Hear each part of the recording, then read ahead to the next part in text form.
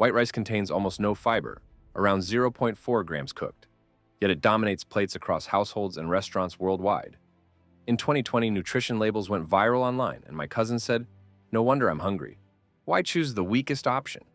What 6 seeds offer more fiber, protein, and stability? Let's see why." This video reveals them and why it matters today.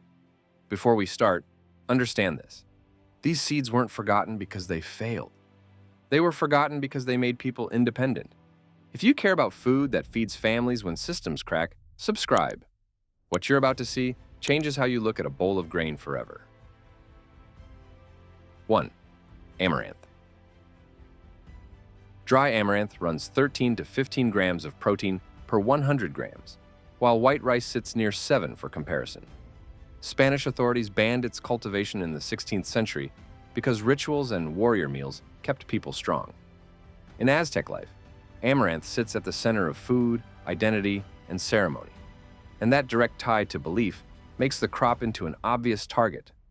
In the 16th century, Spanish authorities reportedly banned its cultivation because communities use it in religious rituals and as fuel for warriors, and that kind of food strength scares anyone eager to keep power locked in one place. The move stays blunt and simple, kills the plant, starves the pride. Now look at what this warrior grain puts in your bowl beside modern white rice. Amaranth counts as a complete protein, with all 9 essential amino acids, including lysine, the one most grains miss badly. That protein jump matters because 13 to 15 grams per 100 dry beets rice at about 7. So each bowl does more than fill you up before hunger comes back fast later in the day again. Rice fills stomachs. Amaranth helps build back. Minerals pile up too, and amaranth brings iron, magnesium, phosphorus, and manganese in amounts that often beat polished white rice by a mile. That combo supports blood health and steadier energy, and it keeps you full longer because protein plus fiber slows the crash you feel after a fast bowl of white rice hits your system hard. And that leads straight to the backyard reality too. If rice needs pampering, amaranth keeps growing in poor, dry soil, handles drought better, and acts tough even when other crops stall or give up early outside. Grow it as a warm season annual, sow after frost, keep seeds shallow, and it shoots up tall like a backyard showpiece. Then, you harvest edible leaves and seeds from that one patch. So an empire tries to wipe it out, yet the seed offers food, strength, and hardiness in one scoop. Stay with that toughness, because the next premium seed shocks you for a new reason. Hold that thought. Quinoa brings space-level ambition too. 2. Quinoa. Cooked quinoa brings about 4.4 grams of protein per 100 grams, while cooked white rice carries around 2.7 grams today. Space agencies have looked at quinoa as a space crop because it stays nutrient-dense in small servings. People call quinoa the gold of the Incas, and the nickname fits because the seed packs protein and fiber into a small, reliable serving. Astronauts and space agencies have looked at quinoa as a candidate space crop, and that detail lands hard because space has zero patience for empty calories. Quinoa earns its spot by staying nutrient-dense. Start with protein in the cooked form people actually eat. Cooked quinoa brings about 4.4 grams of protein per 100 grams, while cooked white rice carries around 2.7 grams. That feels like a modest gap until fiber shows up and changes how your body handles the meal. Quinoa hits around 2.8 grams of fiber per 100 grams cooked, while white rice hovers near 0.4 grams, which lands you at roughly 7 times more fiber in quinoa. 7 times. That one shift reshapes the entire bowl. Fiber plus protein slows the blood sugar rise, which supports weight management and lowers type 2 diabetes risk. And that same pairing also helps heart health when you repeat it day after day. Quinoa also brings magnesium, iron, zinc, and folate, while polishing strips many of those nutrients away from white rice until the grain turns bright and nutritionally thin. Here's the growing twist, because quinoa turns picky at one key moment. The plant likes cool nights and hates extreme heat during flowering. And that single preference decides success or failure more than fancy fertilizer ever will. Sow it like other grains. Watch the plants rise into plumes that look almost ornamental. Then realize you can grow your own premium health food instead of paying for tiny, expensive packets. Quinoa feels like a modern superfood, but the deeper point stays old school. Keep the nutrients inside the seed, and you keep the strength inside the people who eat it. That thread leads straight into grains that take drought as normal weather. Stay close, because millets turn survival into a routine. 3. Millets. Many millets land 11 grams of protein per 100 grams dry, while white rice sits near 7. Many millets mature in 60 to 90 days, so drought hits hard, and they still fill bowls quickly. Millets sound simple, almost boring, yet climate stress turns simple into the trait that saves dinner. When drought tightens its grip, these fast grains keep moving, and that steady pace becomes the real advantage. Picture a climate scientist forced to pick one grain family to feed villages during droughts, and a lot of them point straight at millets. That recommendation carries weight because millets already live in the kind of harsh conditions that make rice struggle. Rice wants water and care, but millets keep producing when the weather grows rude. Nutritionally, many millets land around 11 grams of protein per 100 grams dry, while white rice sits near 7 grams. That shift helps, but fiber often seals the argument because millets commonly deliver 2 to 4 times more fiber than white rice. A bowl that digests slower changes the entire day because energy holds steadier and cravings calm down sooner. Then the glycemic index enters the story because millets generally run lower GY than rice, which means smoother blood sugar curves instead of sharp spikes and drops. That matters for anyone shaping a diabetes-friendly diet, and it also supports heart health because better fiber intake helps lower LDL cholesterol over time. Millets also bring a practical bonus. Many varieties stay naturally gluten-free, and global nutrition programs promote them as smart foods for places where food security needs real answers. Now, the grower payoff lands with almost unfair simplicity. If you live somewhere hot and dry, millets feel like cheating because they tolerate drought far better than rice. Many types grow fast, often in 60 to 90 days, which makes them perfect for short seasons, quick rotations, and backup planting when a first crop fails. They also pull double duty as grain and animal feed, and some growers use them as cover crops too, which means one planting can protect soil while building a pantry. Millets prove a quiet lesson. The toughest food rarely looks exciting at first glance. Keep that idea, because the next entry heals soil while feeding you. Stay with it. Buckwheat runs fast and fixes ground. 4. Buckwheat. Buckwheat lands around 13 grams of protein per 100 grams dry, nearly double white rice at about 7. Buckwheat often flowers in 4 to 6 weeks, and that speed helps gardeners smother weeds while feeding pollinators fast too.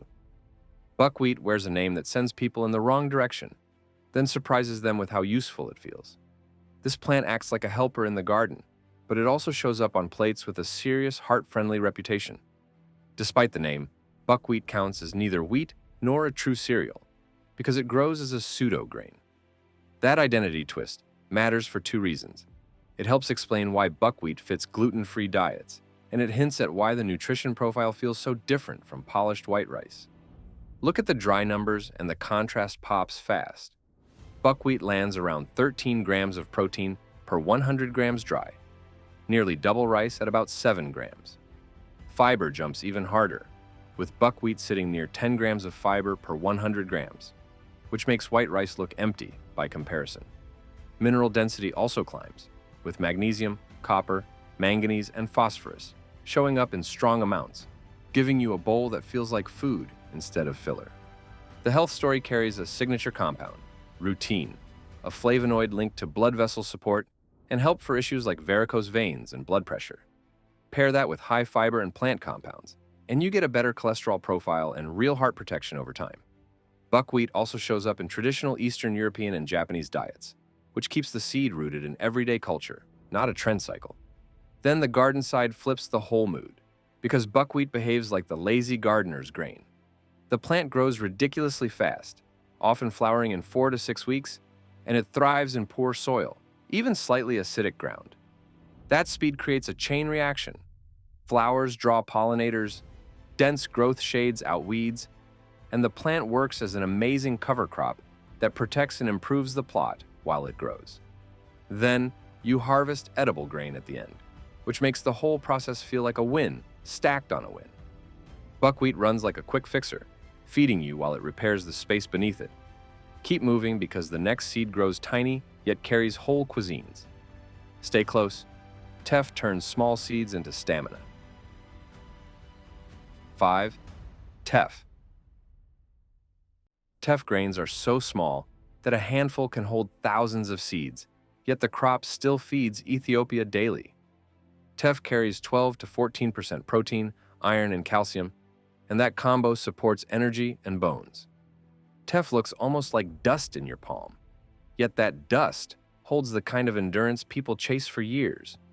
A single handful can carry thousands of seeds, and whole communities build daily bread around them. Teff stands as a staple in Ethiopia, and its story feels grounded and practical because the grain supports everyday life rather than a niche diet trend. The shock comes from scale. Those grains grow so small that thousands fit inside a small handful, yet the plant still delivers a serious nutrition profile. Protein lands strong, with teff typically carrying 12 to 14% protein, higher than rice. Then the mineral story takes over, because teff earns fame for iron and surprisingly high calcium, a rare trait for a cereal. Add more fiber than white rice, and the meal starts working differently inside the body, supporting digestion and steadier blood sugar. That nutrition lines up with a real-world narrative. People repeat for a reason. Teff helps power some of the world's best long-distance runners. Iron plus B vitamins supports energy levels, endurance, and avoiding anemia, while calcium plus protein supports bone health. Then culture seals the deal. Ethiopians have used teff-based injera as a staple for centuries, and traditional diets built around injera connect with a relatively low rate of some Western chronic diseases. Now for the grower angle, because teff keeps its own rules. Treat it like a warm season grass that loves heat and sun. Then respect the seed size, because those seeds sit tiny and light.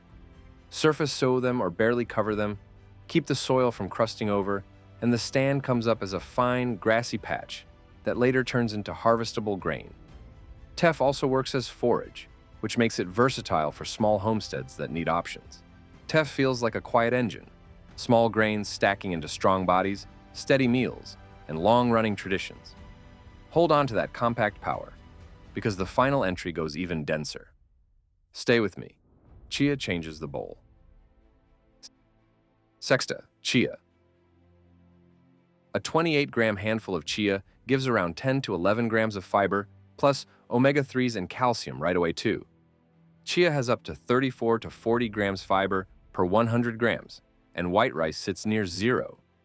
Chia enters the list as the outsider because it plays a different game than grains, and it wins by a lot.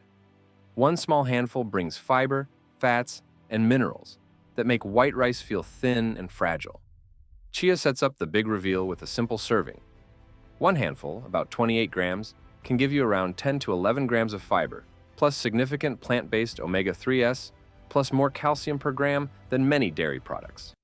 That combination already sounds like a survival ration, and the history leans into that vibe, because Aztec warriors reportedly used chia for long-distance campaigns as a compact energy source. Now compare it to rice, and the gap turns almost absurd. Fiber reaches up to 34 to 40 grams per 100 grams in chia, while white rice sits close to zero. That single metric changes hunger, digestion, and how food moves through your day, because chia's gel-forming fiber builds gut health and regularity in a way rice never tries to match. Then fats enter the picture, because chia brings healthy omega-3 fatty acids, and rice offers none of that advantage. Minerals round out the case, with chia providing calcium, magnesium, phosphorus, and antioxidants that give the seed a dense, protective feel in the diet. The health payoff connects straight to modern problems people feel every week. Chia helps reduce cholesterol and supports heart and brain health through omega-3s, and it slows carb absorption when mixed into food or drinks, which makes it handy for blood sugar control. That makes chia feel less like a side ingredient and more like a tool you can use on purpose. Then the gardening twist adds a final grin. You can grow your own pudding plant, because chia likes warm weather, full sun, and well-drained soil, and it grows into a tall, bushy plant with purple or white flowers. Let the flower heads dry, shake them out, and you pull homegrown chia seeds from a plant that looks pretty enough to sit in a front yard. Chia closes the circle because it shows how one seed can carry fiber, fats, and minerals in a tight, portable package. Keep that frame in mind as you choose your survival seed. Your pantry feels normal until one staple disappears, and then the math turns scary fast. Stay here, because the 6 choices ahead can change what you trust and why today.